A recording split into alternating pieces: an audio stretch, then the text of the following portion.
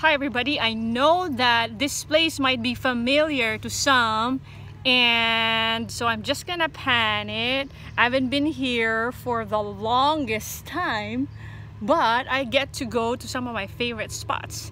One is a cafe right down that's on University Avenue. So some people who roll in the Silicon Valley or in those, you know, social network places, this would be the neighborhood, this would be the hood. And a couple of people who've seen some of my posts have asked me, are you doing okay? I mean, are you feeling okay? Are you getting sick? You've been meeting, you know, you've been going out there and spending time with people outside your usual vicinity.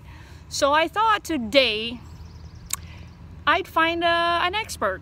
So I got a doctor right next to me who is Dr. Enoch Choi, and he's actually in the hood too. Let's bring him. All right, Doc. Your name is quite unique. In fact, I'm not even sure if I'm pronouncing it right because I actually have a bro. I got a bro who's doing the same thing, rolling in the Philippines and, you know, just doing his frontliner kind of thing.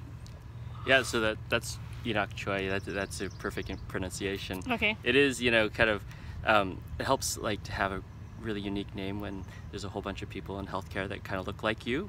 Oh, right. And so that's right. And it here. I'm the only Enoch in most of the places that I've worked, and it's great to have a unique name like that. Okay. And does it have any meaning? I always ask this. You know, it does. My parents are very committed Christians, and so they picked a name from Genesis where that's right. Enoch I think my dad thought the same thing. Yes, consecrated to God. Okay. And pleased God so much they walked with God, and God said, hey, I love hanging out with you, come up to heaven without dying. So he got to go right up to heaven, just like Elijah got the flaming fiery chariot. And so I love the fact that I have that heritage of faith and of spirituality, and now I share that with others by the way that I live my life, rather than being really as explicit in asking them to follow my path. I just share with them my love for God, and hope that they have the same passion to find God. Okay. So what's keeping you busy? Not that I need to figure out the number of hours that's keeping you there, but what I know that you used to work in the area, is that right? I did, yes. So I was here for almost 2 decades in a private practice across the way here in Palo Alto. I was in urgent care there, and in the last 8 years I volunteered at a homeless shelter right next to it, the Opportunity Center. How long? For that 8 years I would spend an afternoon a week. Okay. And I fell in love with the care that I provided there, because along the way I had a chance to go and help out in most of the major disasters in the last 10 years. But that sounds like really drastic, don't you think? Yeah, it's really crazy. That could be earth-shaking. So how did you make that switch? You know, it was a huge transition, and it was made easier. My boss moved down to the county where we help out the homeless, and I realized I wanted to do that full-time as well. So I followed my boss down. I found that the same kind of help that I could provide internationally in disasters, I could do right here. We have some of the largest population of homeless in our area right here. The most wealthy area of our West Coast is also the highest density of homeless, some of the largest encampments. And now I have a chance to do what I did internationally full-time. Whoa, that sounds kind of heavy. What is the most fun doing that?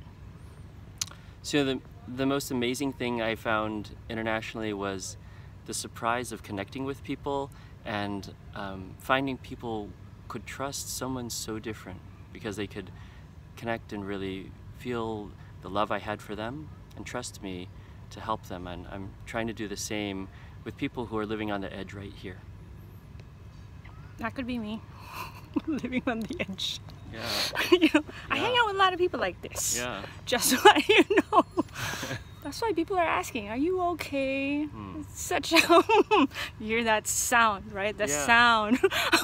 He's checking on me. He's checking on me. Yeah. Are you feeling well? Yeah. I think this time also kind of triggers that, right? Like everybody's cooped up, or everybody's out on a limb, or doing things that they never expected, right? We really are. Yeah, I've never worked so hard in my life.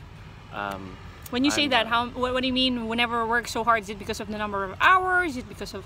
It's hours, because it's How many sun hours? up till, you know, I'm working 15, 16 hours days, sometimes 18-hour days. You know, a morning till midnight, and it's because I have this. I love connecting, and the difficulty is being able to have a chance to take care of people who want to trust you, want help, but also want to know that you're someone that they can really depend on, and that you're not going to let them down. And so that's it's a hard thing to connect that way, and to get people to believe that you really care about them when many people have given up on them, and to hope that they would trust, and that they would believe that you have their best interests. All right, so I am gonna put a pause on this one so that we could just enjoy a little bit of view. We got some kick-ass views here, and I mean, this is Stanford University. We are at right now on a sunny day. It's very quiet. We got almost the entire place for ourselves. And so the next part of this one, we'll chat a little bit more and see what else is cool with what the doctor here says about his projects overseas. And another thing, I know what it feels like when people are anchored on you. So I wonder what he does to keep himself healthy. So stay tuned for the next.